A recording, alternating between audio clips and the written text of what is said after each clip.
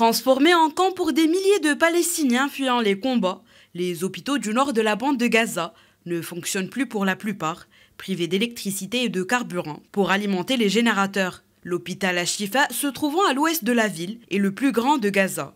Ce centre médical représente une cible majeure pour Israël.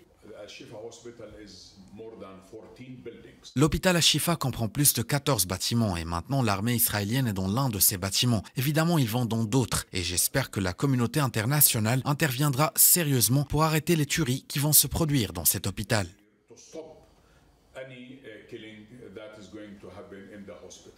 L'armée israélienne est entrée mercredi dans le plus grand hôpital de Gaza. Objectif, mener une opération ciblée et de précision contre le Hamas, alors que l'inquiétude internationale s'amplifie pour les milliers de Palestiniens réfugiés. Avant ce raid, l'hôpital a été attaqué à plusieurs reprises. Un bombardement a visé l'unité de soins intensifs et les services de maternité. La nuit dernière, certaines parties de l'hôpital ont été pilonnées. On manque de tout. Carburant, médicaments, nourriture. Le personnel médical et les patients n'ont rien trouvé à manger au cours des 5 derniers jours. La situation est exaspérante. Notre courage seul nous empêche de nous effondrer.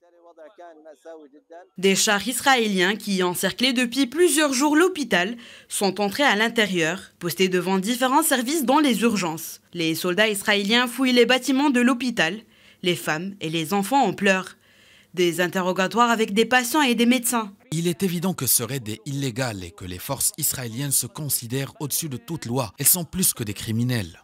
Malgré une première livraison de carburant mercredi via l'Égypte, l'ONU a averti que ces opérations d'aide à Gaza étaient au bord de l'effondrement. Le chef des affaires humanitaires de l'ONU a demandé mercredi que le carnage à Gaza cesse.